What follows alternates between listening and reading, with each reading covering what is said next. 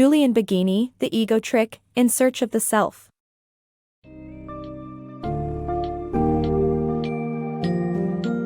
Dive into the intriguing world of the human self as Julian Baggini explores its complexities and mysteries in The Ego Trick, In Search of the Self.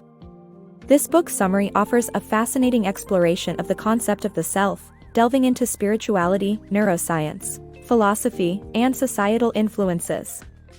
You'll discover how our self-identity is shaped by external factors and internal reflections, as well as how different cultures view the self. The book also examines the concept of free will and the role of choice in our lives, ultimately questioning whether there is an eternal, unchanging self, or if our sense of self is simply a temporary construct formed by our experiences and surroundings.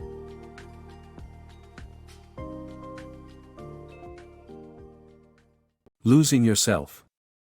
In 1982, Suzanne Siegel experienced a sudden loss of self, forgetting everything about her life and identity. For the next 10 years, she tried to reconnect with her old self, but ultimately began to wonder if the loss of identity was a form of transcendence. Siegel's experience paralleled the Buddhist concept of anatta, a state of non-being. She eventually became a spiritual leader, but her sense of anatta began to unravel, and she was diagnosed with a brain tumor in 1997. While some believed the tumor was responsible for her shift in consciousness, Siegel's followers believed it was the cause of her disconnection from the transcendent universal consciousness. The story raises important questions about the nature of identity and spiritual experiences, and highlights the need for caution when interpreting such experiences in light of neuroscience. Avicenna's thought experiment on the existence of the soul. In many religions, the concept of an immortal soul is present. Avicenna, a Persian philosopher, created a thought experiment called the floating man to explore whether the soul is real. The experiment asks us to imagine ourselves without our bodies, perceiving nothing of the world, and floating in the air without feeling any sensations. If we can still perceive ourselves, would this suggest that there is something distinct from our bodies and brains? However, the thought experiment has flaws. Imagining ourselves without our bodies does not allow for the possibility of imagining our souls separately, and our imagination of sensations can be misleading.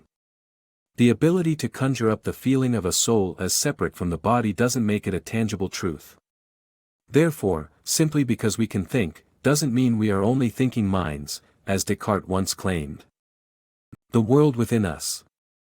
A person with multiple personality disorder highlights the subjective nature of our experiences.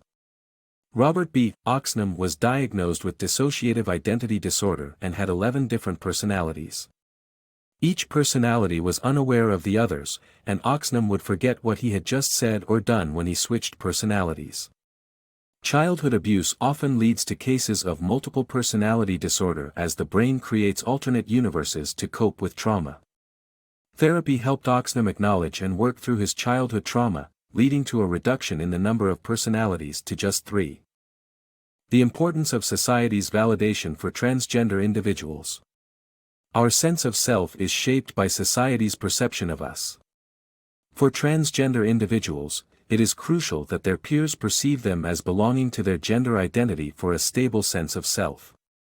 This is highlighted through the story of Drew Marland, a trans woman who found that without passing as female, she was often disregarded and lost confidence. Additionally, different cultures shape our sense of self in diverse ways, with the West having a more individualistic sense and the Inuit having a more community-centered sense. Understanding and respecting these differences is crucial for creating a more accepting and inclusive society. The importance of society's validation for transgender individuals. Our sense of self is shaped by society's perception of us. For transgender individuals, being perceived as their identified gender is crucial for a stable sense of self. Drew Marland's experience of losing confidence after being ignored or disregarded for not presenting as a man highlights this. Cultural differences also shape our sense of self, with the West being more individualistic compared to the Inuit, whose emotions are tied with those around them. The illusion of self. Ancient Buddhist wisdom teaches that the self is an illusion, and recent re-examinations of ancient Buddhist texts suggest that the non-self interpretation might be more accurate.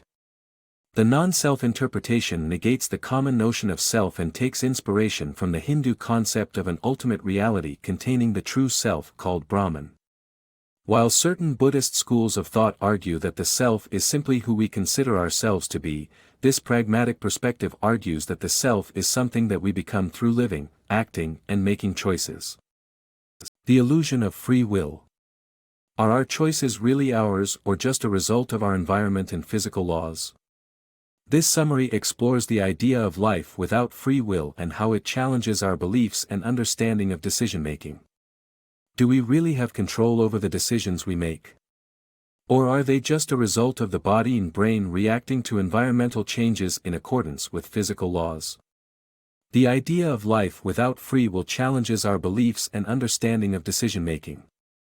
It suggests that our choices are not really ours but a mechanical outcome of our experiences and circumstances. While we instinctively disagree with this idea, we cannot deny the influence of various conscious and unconscious factors that shape our decisions. It's like a complex weather system that makes it difficult to predict if it will rain or shine in the near future. Although we can't predict the outcome, it doesn't mean that clouds have free will and do as they please. The concept of free will depends on the theory of the soul one adheres to. If one views the self as a bundle of fragmentary thoughts and experiences, then they must also deny the existence of free will. Ultimately, the absence of free will makes life seem pointless and empty, yet it also relieves the pressure of making the right choices. Redefining the present self. Science fiction authors aim to interpret the present rather than the future. The internet and globalization have transformed the self into multiple identities with diverse personalities. The conventional personality is a thing of the past. The unitary sense of identity has been virtually replaced by various ideas, cultures, and perspectives. Media has a significant influence on young minds and can blur the line between individual and group identities. The danger of being nobody is a threat to the sense of individual and group identity.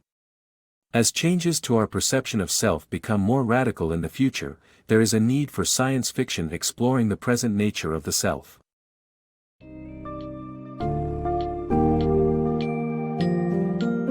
As we navigate the diverse perspectives and ideas presented in The Ego Trick, we're left to ponder the true nature of the self and the implications of our ever-evolving sense of identity. Julian Baggini presents a range of thought-provoking theories, from the ancient Buddhist concept of the non-self to the role of societal validation in shaping our self-perception. In this increasingly interconnected world, our sense of self is shaped by countless factors and experiences. As the lines between individual and group identities become blurred, we are challenged to understand our place in the world and the true nature of our ever-changing selves. Whether we perceive the self as an illusion, a temporary construct, or a product of choice, The Ego Trick invites us to reflect on our personal journey of self-discovery.